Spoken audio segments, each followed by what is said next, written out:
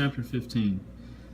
Even from 4 blocks away, Gene could still hear Lucy screaming.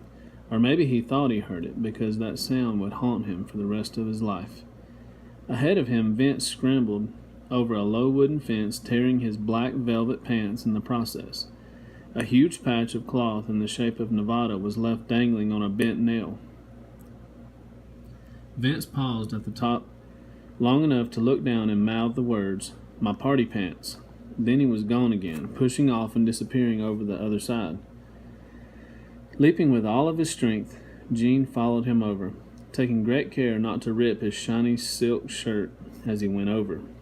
This mattered little, however, as the next lawn was under fire from a series of sprinklers.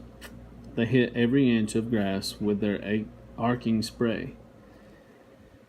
Yelping like a puppy, Gene wrapped his arms across his chest and bolted through the sprays of water. He came out on the other end of the lawn with a splatter of black dots across his purple shirt. Gene shook his fist at Vince. "My party shirt," he screeched. "I kissed my first girl in this shirt. You jerk, I'll kill you." The next yard was an obstacle course of baby toys and dog poop. Both Vince and Gene hopped across the empty patches of grass. Neither wanted to get anything gross on their fancy shoes. It's not like they had a lot of nice clothes just sitting in their closets waiting to be worn. Both boys wore the same jeans and sweatshirts pretty much every day. Gene couldn't even remember the last time he'd put his underwear in a laundry basket. In fact, he couldn't remember the last time he'd worn underwear. "Go away," Vince called over his shoulder. "Never," Gene called back. What kept him going through yard after yard was the picture. He had to get it off Vince's cell phone if it was the last thing he did. No one else could see him with those disgusting tentacles sticking out of his back.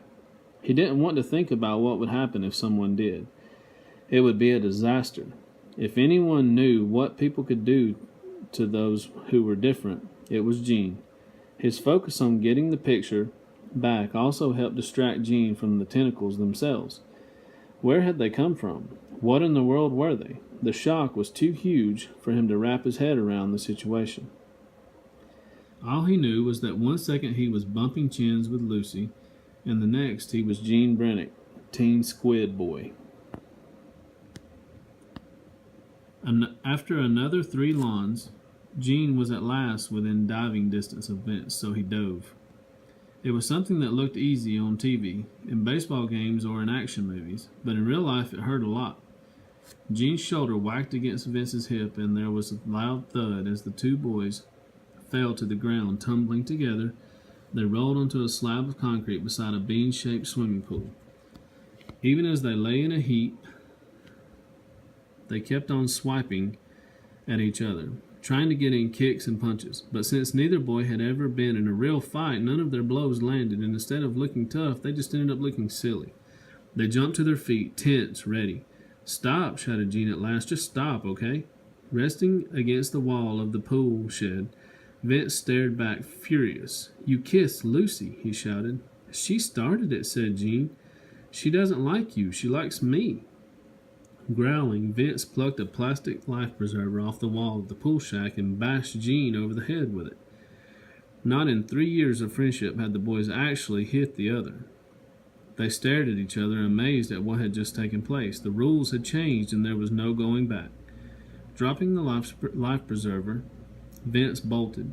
He ran across the bouncy green pool cover and clawed his way over the next fence, Gene in hot pursuit. The last lawn on the block was the messiest of all. Leftovers from the child's big birthday extravaganza were scattered across the ground. Dirty paper plates sat on a wooden picnic table, skittering across the concrete patio whenever a breeze picked up. A half-busted walrus piñata creaked from a tree branch. On the grass lay a bright yellow super slide water toy that stretched from one end of the yard to the other, shining with wetness. When Vince hit the yard running, he was looking behind him instead of ahead. This proved to be his undoing. As soon as he set foot on the super slide, his right leg flew out from under him, and he went sliding sideways down the length of the plastic sheet. He ended with his nose in the dirt, giving Gene the chance to catch up again. Gene jumped on top of the taller boy and then moved into a sitting position on his chest. He jabbed Vince several times in the gut just to punish him for running so far so fast and for forcing him to get his purple silk shirt all nasty. "Get off of me, you dork," shouted Vince. "Give me the phone," shouted Gene, grabbing at Vince's hands. "Over my dead body," said Vince. "Do it, or I'll spray slime all over you," shouted Gene.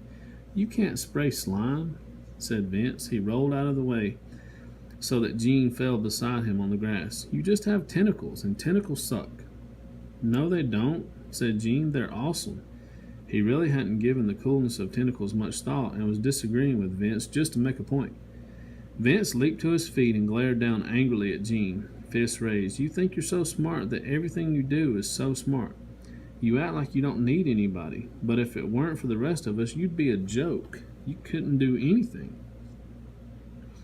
"Listen," said Gene, begging now. "Give me the picture before something bad happens. Remember, you've got to think. What's your catchphrase? Considering the consequences is awesomeness or whatever?" And he trailed off. "It's your catchphrase, man. You have to listen to your own catchphrase." "No," shouted Vince. "Shut up." Gene had never seen Vince so upset. His friend's hair stood straight up in broken corkscrews, and his eyes were red with tears as he yelled. His fist shook. "You don't care about anybody but yourself." The more he talked, the louder he yelled. "Just you, that's all. Not even your friends. All you care about is getting the story." Taking the cell phone out of his pants pocket, Vince held it up so Gene could see the screen. His jaw was locked in a scowl. "Well, guess what? This time you're going to be the story." That was it. Gene had to get the picture, and he had to get it now. With a growl, he leaped forward to grab the phone, but Vince's fist met him halfway. It caught him squarely on the nose. There was a loud squishing sound from Gene's face as he flopped back flat on his back, arms at his sides. "Ouch," he gurgled as blood began to seep from a nostril.